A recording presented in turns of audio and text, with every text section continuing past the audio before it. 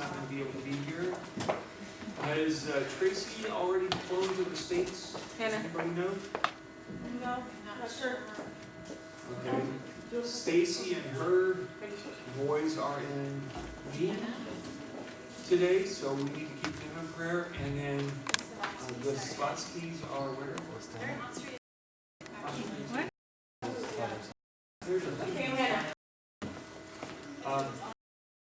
Today is Austria Day. I think we need a new toner, but we might try to restart it. Did you turn it back off? Yeah, I'm going to turn it off now. Because otherwise it will just make noise all day long. Yeah, I didn't really see that. So. If you want to work on it and try to fiddle with it, I don't, maybe Nick, because he's so smart, he can work on it. I hate working on HP printers. I have no clue what's going on. Okay, do we have any blessings? Because I'm saving from these as well. Do we have any blessings for this week? Kimberly and I made it to Dresden and back just fine, so we had some interesting encounters in Dresden. That was fun to see. So we had a good time. Met a lady over there from the States, and I got to give her a travel. She's Presbyterian, so that will go anywhere. We had a good time. Did I see somebody else's hand go up? Nick? Yep. Oh no, it's Keisha. Breakfast and shoe shopping with your friends. Breakfast and shoe shopping with what? Did you see my comment? I did this morning. Actually, it would have been more, but yeah, it's not. Are they just staying over there? It's okay. Motel? It's okay. Yeah. I think they're staying in like an apartment or a house with somebody. The lady that they did had like missionaries stay with her, they were still here. So they're not in the apartment or the house. So it was free to their. Okay. So now that's the former pastor, right? And what are they doing in Germany? Celebrating their 45th wedding anniversary. Great. Well, that's good to hear. Well, that's awesome. Anything else before we get started? Courtney. You got new shoes also, and you got your haircut. Haircuts are always. Okay, well, let's go ahead and get ready. Let's grab our Bibles and... Oh, sorry. Let's go ahead and sing. Let's sing. What are you singing again today? I'm so happy. I'm so happy. If you're happy. If you're not happy, you can just sit there. Let's do a bunch of happy music for kids. Happy, happy, happy. Happy, happy, happy, right? We're going to be happy, right? Happy, happy. I'm so happy, and here's the reason why. Jesus took my burdens all away. Now I'm singing as the days go by. Jesus took my burdens all away. My heart was heavy with the load of sin. Jesus took the load and gave me peace. Jesus took my heart and as the days go by. Jesus took my burdens all away. How many of you have never sung that before we sang it right there? Not Miss the whole Carolyn? song. What? Not the whole song. Not the whole song. No. You've never sung that all the way through. No. You've never sung it before. Okay, we're going to try it one more time, just so that we learn these songs. These are courses. Well, once you learn it, then there's two parts to it. Right. You know the second part. Kendall, you know the second part. Alicia knows the second part. Okay, I better hear you singing, Alicia, then. I'm going to make up a second part. You guys know We're just going to go with it. I'm so happy, here's the reason why.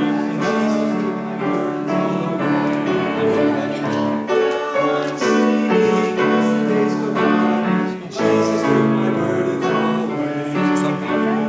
Once my heart was heavy, Just trying to make Jesus took the load and gave me peace. As the days go by, Jesus took my burdens all away.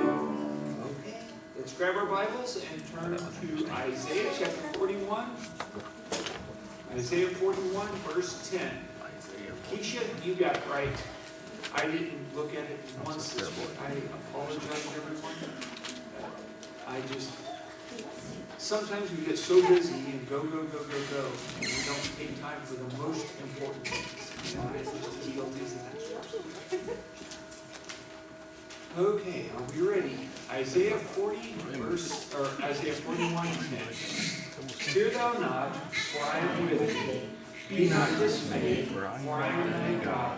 I will strengthen thee, yea, I will help thee, yea, I will uphold thee with the right hand of my righteousness. Isaiah 41:10. I'm not sure what we're going to do next week. Caleb, you'll have to come up with that for next week, or let somebody else come up with one for next week. So, anyways, let's go ahead and be dismissed to our classes and word of prayer. Dear Father God, thank you so much for this good day you've given to us today. Lord, I pray that you just help us today as we study your word, that we would draw close to you.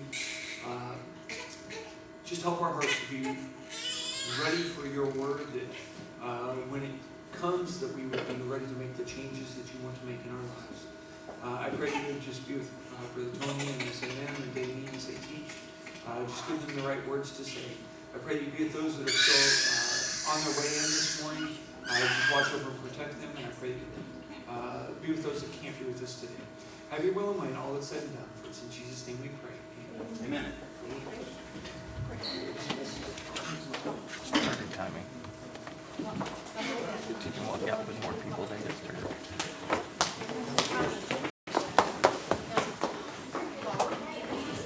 Just bug.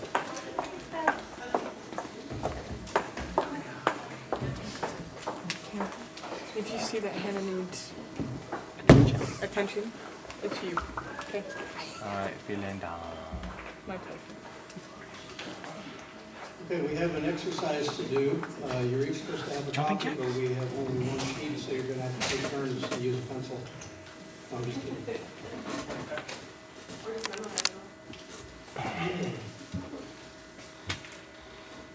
All right. We're getting really close to finishing up the story behind our memory verse. I'm excited about that. Who remembers what the verse is? A memory verse. Genesis 50, 19, and 20. Fear not, for I am the place of God. But as for thee, evil against me, but God meant for good. To bring to pass as it is this day, save much people. Very good. Did I get it all? Just about. Maybe one. You got the whole thing. Maybe a word. Yeah. You thought evil against me. Okay. Let's all say that together. Genesis 50, 19, and 20. Fear not, for am I in the place of God? But as for you, ye thought evil against me, but God meant it unto good to bring to pass as it is this day, to save much people alive. Genesis 50, 19, and 20. I missed the same part that you missed also. And Joseph said unto them. And Joseph, yeah. That's the part that you missed. And Joseph said unto them. I missed that also. All right. Let's pray, and then we'll get started. Dear Heavenly Father, thank you that you are in control. And help us as we study today to see exactly how you were in control in Joseph's life in more ways than we even realize. And you're in the same control in our lives, and you mean everything for good. Help us to realize that, not just in our minds, but help us to see it by faith also, so that we don't doubt you. In Jesus' name, amen. I love coming back to this story whenever I'm having problems in my life, and I have a lot of problems in my life. But I keep coming back to the story, seeing how God works, and seeing that God is always working, and once we put our problems into perspective with God's providence, God's control, His sovereignty, and His goodness, then our problems just kind of disappear. They're not problems anymore. It's not that the events that we're going through disappear, but we realize that they're not really problems. Back to Genesis chapter 37.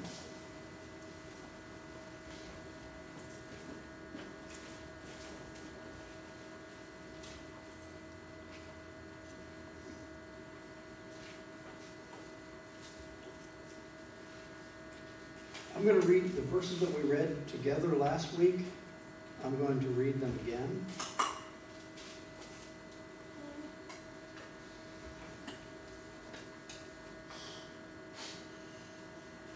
And then just as a review, and then we'll take turns reading 12 through 28.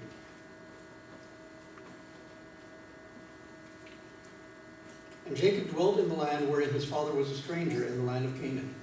These are the generations of Jacob.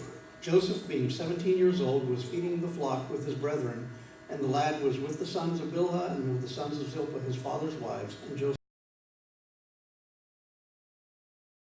because he was the son of his old age, and he made him a coat of many colors.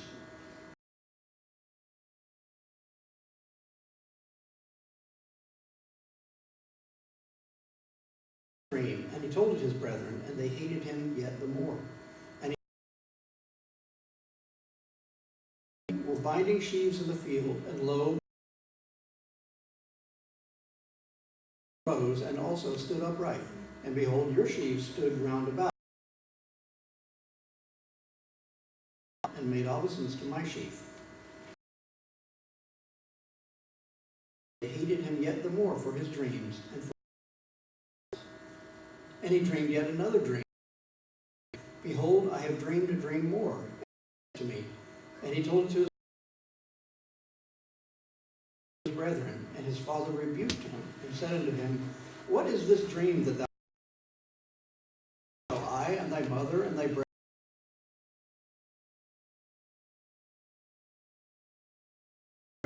But his father observed the saying.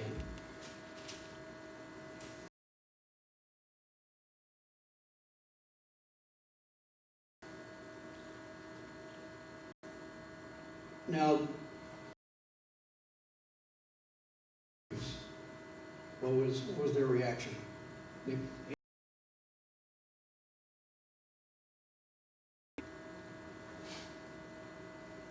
Did they recognize that those were dreams from God? Probably not. Maybe they did, and you may receive favor from God because of it. It's possible that the brothers also recognize this is from God. Why does God think you're better than we are? I don't know. But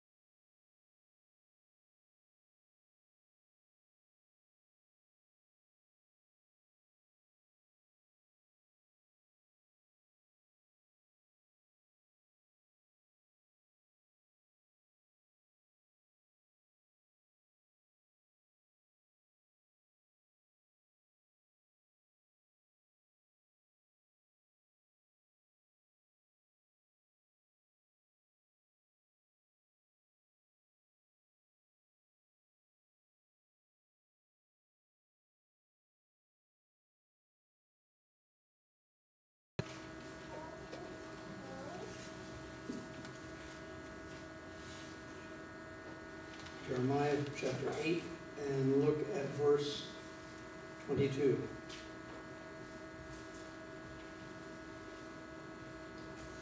I'll read that. Is there no balm in Gilead? Is there no physician there?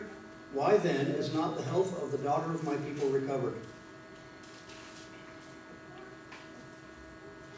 Notice how when he wants to make a point about the healing of Israel, God is referring to something that was well known, the balm in Gilead. Okay? What were these Ishmaelite traders? What were they carrying?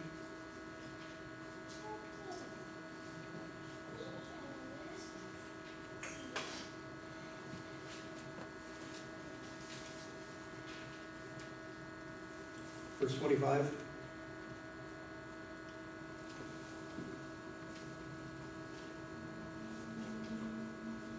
What were they taking? Spices and balm and myrrh. And where were they coming from? From Gilead. Yeah. They were taking the balm that was well known of Gilead, and they were merchantmen.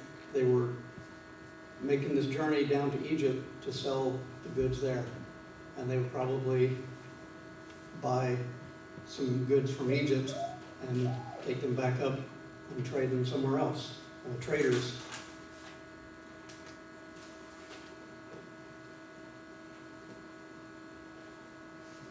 Do you think that it was an accident that they were going that way?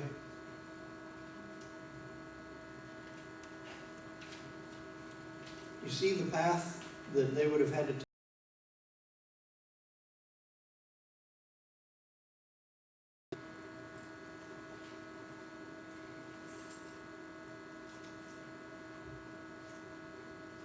Oh, I forgot. Only one person has the map.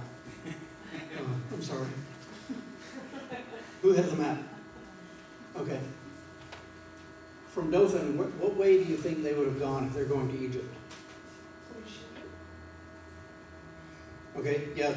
Okay, they're most likely going to follow a trading route. Now, there's two different trading routes, right? Yeah. You got one on the east side of the Jordan, and then wasn't one that went along the coast? Yes. Probably Yeah. went down. Yeah, one name of that was Via Maris. That's Latin, means the way of the sea. Okay, it was sometimes called the way of the Philistines, Right. because they would pass through the country of the Philistines to get there. I'm gonna pass. I'm gonna pass my copy around too. Take a look at that. And just kind of keep passing it around, looking at it, let everybody have a chance to get a good look at it. The trading routes. Is it the Dothan one? Yes. Yeah, they would most likely have continued west from Dothan over to the Via Maris, which wasn't called the Via Maris yet because Latin hadn't been invented yet. There were no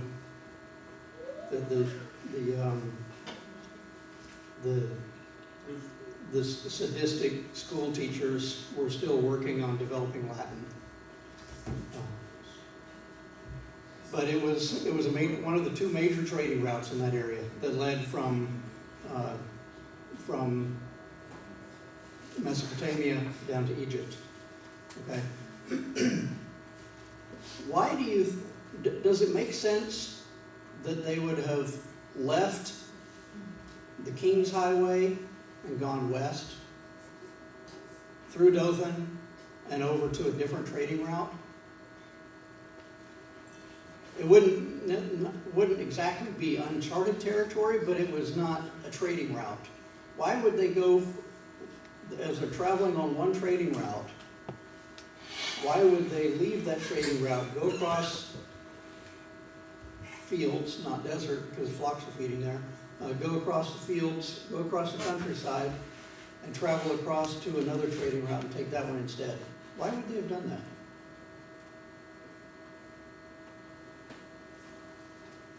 can't think of any reason either, except it was part of God's plan. God ordained it.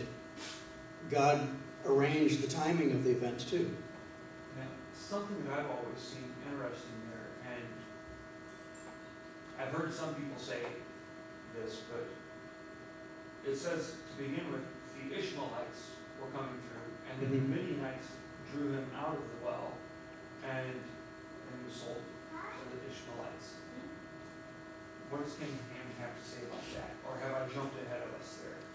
Yeah, we are going to get to that also. That's part of this section of the lesson. I wonder if it might have been so that they could meet up with the Midianites, because the Midianites are well known for slavery. Mhm. And, Okay, yeah, that's a possibility. The truth is, we don't really know. right. Okay, what we do know is it was not a contradiction. Okay, in verse 25, he said they lifted up their eyes and looked, and behold, a company of Ishmaelites came from Gilead with their camels, bearing spice, and balm, and myrrh. Okay, going to Egypt. Verse 27, come and let us sell him to the Ishmaelites. Let not our hand be upon him, for he is our brother. 28, then there passed by Midianites, merchantmen, and they drew and lifted up Joseph out of the pit, and sold Joseph to the Ishmaelites for 20 pieces of silver, and they brought Joseph into Egypt. Then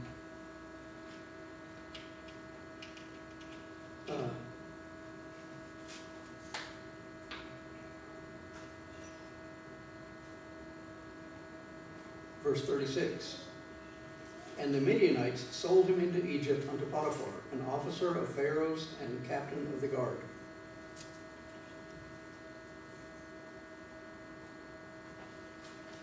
Okay, so without a doubt, whether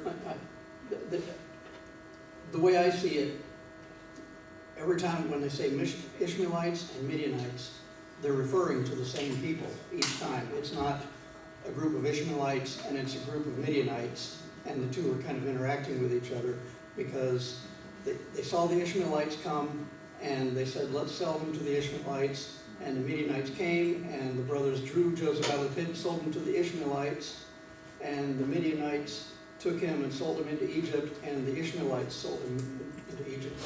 Okay. I started to say there are two possibilities. Two possibilities that stand out. There are lots of possibilities, because truth is we don't know. It's possible that the Ishmaelites and the Midianites, because they were intermarrying, they were both groups had sort of become one group, and so they were referred to sometimes as Ishmaelites and sometimes as Midianites because they were intermarrying and living together. We don't know that. It could be that this tribe of Ishmaelites were living in the land of Midian, and so you're, like Caroline, you're Kenyan, but you're also German. Do you have German citizenship yet? No, not yet? Okay. There are many other African ladies and men who do have German citizenship, but they came from Africa. They were actually born in Africa, not second, third generation. They're I'm done with that. I was looking for something.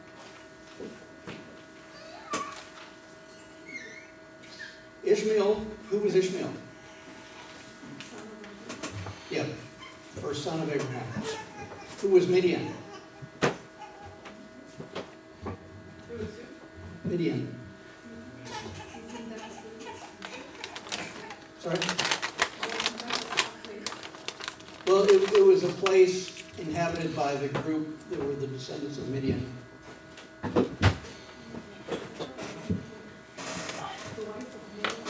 Yes, she was a Midianite. Midian was, if I remember correctly, Midian was one of the sons of Esau. Okay. So the Midianites were cousins of the Ishmael. no, the cousins of, well, like first cousin twice removed or something like that of the Ishmaelites, but they were first cousins of Joseph and his brothers. Okay.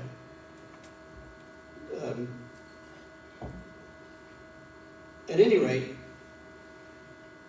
it's the term Ishmaelites and Midianites, for whatever reason, was used for the same group of people here. Okay? We don't know exactly why. What we do know is Dothan has been discovered. They've done archaeological digs at Dothan. It was a city on a major trade. It was a major trading city on a major stopping point on that trading route, the Via Maris. They have found a very deep pit that was used as a well, and at this time, when they threw Joseph into it, it had been used as a well, but at this time there was no water in it, and so they were able to throw Joseph into it, and he survived. Archaeologically,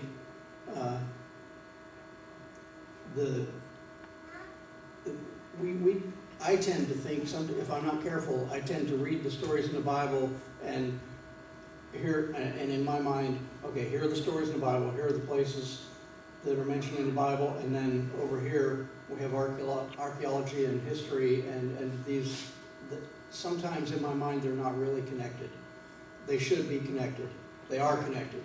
And studying this helps us, studying the archaeology that goes hand in hand with this, it helps us to see that the Bible is not just the Word of God that tells us how God wants us to live, but it also tells us the things, how He works in the real world.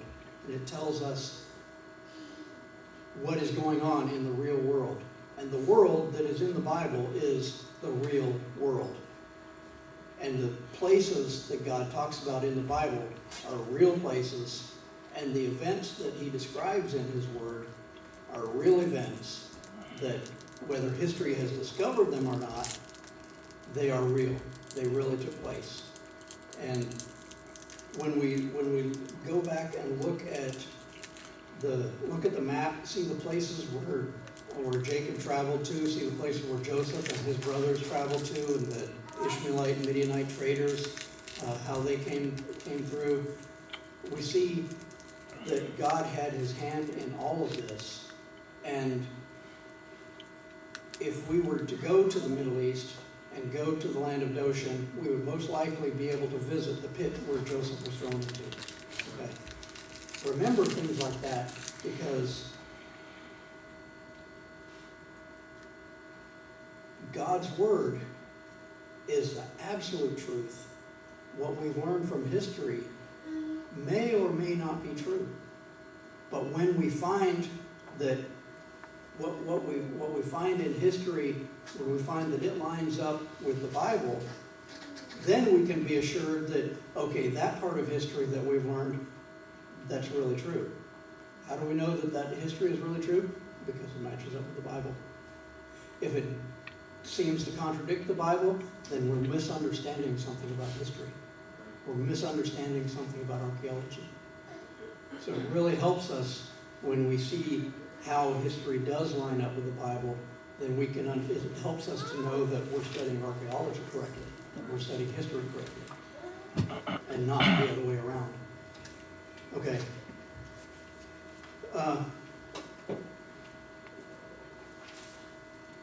So what brought the Midianites and the Ishmaelites to Dothan? Were they traders? Uh-huh.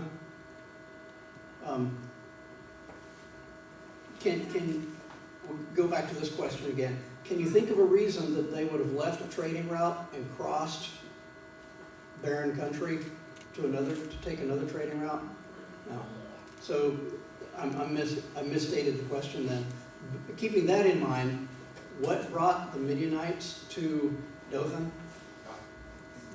Yeah, God brought them. Okay. They didn't, as far as I can tell, they really had no reason to make that trip across between the two trading routes, except God said. okay? By my stopwatch, all right, it's time for Joseph to, Joseph is on his way up here. Okay, now I'm gonna bring the Midianites across there, and then they're gonna get there just a little bit after Joseph gets thrown into the pit. And God's plan was in action. God's plan was already in action.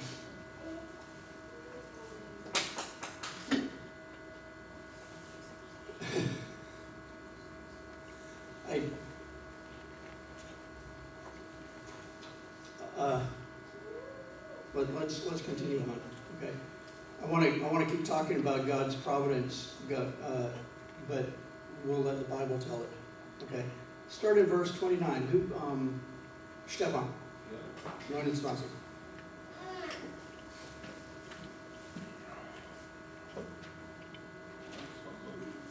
Als dann Ruben zur Zisterne zurückkam, siehe, da war Josef nicht mehr in der Zisterne. Da zerriss sein Gewand. And he returned unto his brethren and said, the child is not, and I, whither shall I go? And they took Joseph's coat and killed the kid of the goats and dipped the coat in the blood. And they sent a coat of many colors, and they brought it to their father, and said, this have we found. We know now whether it be thy son's coat or no. And he knew it and said, it is my son's coat, the evil beast hath devoured him. Joseph is without doubt, right in pieces. Jacob rent his clothes and put sackcloth upon his loins and mourned for his son many days. Y se levantaron todos sus hijos tras sus citas para consolarlo, mas él no quiso recibir consuelo y dijo, descenderé enlutado a mi hijo hasta el Seol, y lo lloró su padre. And the Midianites sold him into Egypt, and Potiphar, an officer of Pharaoh's and captain of the guard. All right. So Reuben's plan was, Reuben is the one that talked his brothers out of killing Joseph. That, let's not shed blood. Let's just throw him into the pit and let nature take its course. That way, we're not responsible for his death. Now, that was not actually Reuben's thinking. If we just let him die, then we're not responsible. Reuben was saying that to trick his brothers, to knowing that they would accept that reasoning so that he could come back later and rescue Joseph and take him back to his father. Okay? Reuben was the oldest. Okay? We see that when Reuben comes back and Joseph is already gone. So he obviously was not present when the transaction was made, when Joseph was sold. He doesn't know about these traders. I don't know where he was, doesn't tell us. But Reuben went back to the pit to get his brother out, and his brother's not there. And he rent his clothes. Where shall I go? Whither shall I go? I'm the oldest. I'm the one that's responsible. I cannot go back and face my father now because his son is gone. Basically, it seems to me that he's thinking of the same thing that Cain experienced. I'm going to be a vagabond and a wanderer now. I'm going to have to leave my home. I can't come back to see my father again because I let this happen to my brother. Okay. He felt responsible. In part, he was responsible because he was among the brothers that hated Joseph. He was planning to rescue Joseph, but as the oldest brother, even with 9-1, he should have stood up and said, no, this is not right, we're not going to do this, rather than doing it in a sneaky manner. It could be, I can't judge because it could be that if they're willing to kill one brother, then they're probably willing to kill another brother too. So it could have been that he was reasonably afraid of what they would do to him if he did stand up. In that case, then what he did was, I would say, that was a wise way to do it. Trick the brothers and then come back and rescue him later. But for whatever reason, he did not stand up to his brother and say, no, we're not going to do this. We're going to deliver him safe and sound home. He decided he's going to, in a sneaky manner, come back, deceive his brothers, and rescue Joseph. That may have been the only option. I don't know. Okay, so they come back. What did they do to trick Jacob?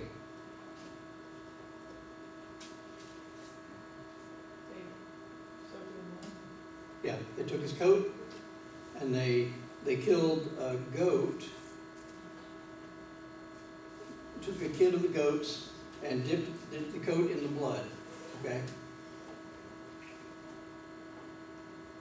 Do you remember what Jacob used to trick his father Isaac? He killed a goat and took the goat's hair. Now he's being tricked through a goat. Okay, I think that's a little bit of irony there. So they took Joseph, they sold him, then they took his coat, and instead of coming back and saying, we have really done wrong, we've sinned against you, we've sinned against Joseph, we sold Joseph into slavery, let's mount up a rescue party, get some money together, go buy him back, what did they do? They came back and deceived their father. Okay. They brought back the coat soaked in blood, and further deceit. They basically said, I mean, not in so many words, but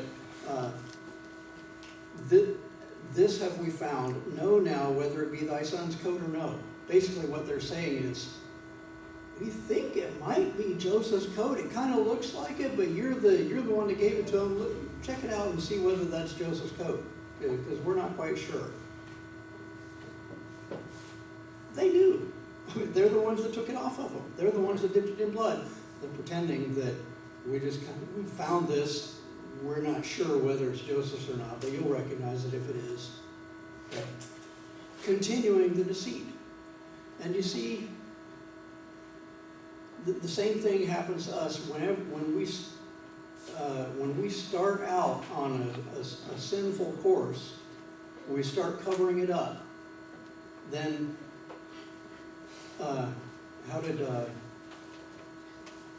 think it was Shakespeare that wrote, "What a tangled web we weave when at first we do deceive." Okay, we start out by telling lies. We start out deceiving people to cover up our sin, and the lies just have to keep growing and growing and becoming more elaborate until eventually we can't keep all our lies straight anymore, and we get caught out. Okay. How long did Joseph's brothers maintain that lie?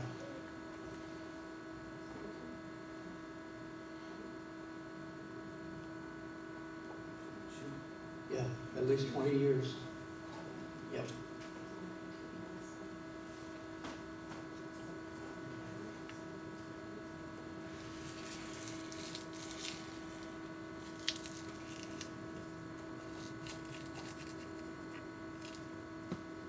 It did catch up with them, but they maintained it for 20 years, at least 20 years. And don't you think that it ate at them all the time? We see evidence later during the famine when Reuben had to leave, when they had to leave Simeon, and what did Reuben say? This is because of our sin. This is because they maintained that guilt. It ate at them for all that time. And then it continued to eat at them after they had been reunited with Joseph, because it wasn't after Jacob died. That's when we get to our memory verse. After Jacob dies, they say, they start thinking, okay, look, this is the second highest ruler in the whole land of Egypt. He has instantaneous power of life and death over us. Nobody will question him if he says, put us to death. And now our father is gone. Our father has been the one protecting us from Joseph. Now he is really finally going to get even for what we did. They still had that guilt because they had not confessed it. Okay. How would you use our memory verse to comfort someone else who is going through hard times, or to comfort yourself as you're going through hard times? If you're in front of bad, God can make good things happen. Yeah. Good come out of it. Yeah, and even more than that, what we think of as the bad things that are happening, it's not just God sees it, okay, let's see, I know how I can make good come from that. Even the bad things that are happening to us, they're also orchestrated by God. We don't see yet the good that's going to come from them, but they are part of the good plan that God has for us. Let's not be discouraged, because there is nothing happening to us that is bad. If we're not in the will of God, the things that God is bringing into our lives, His goal is to bring us into a relationship with Him.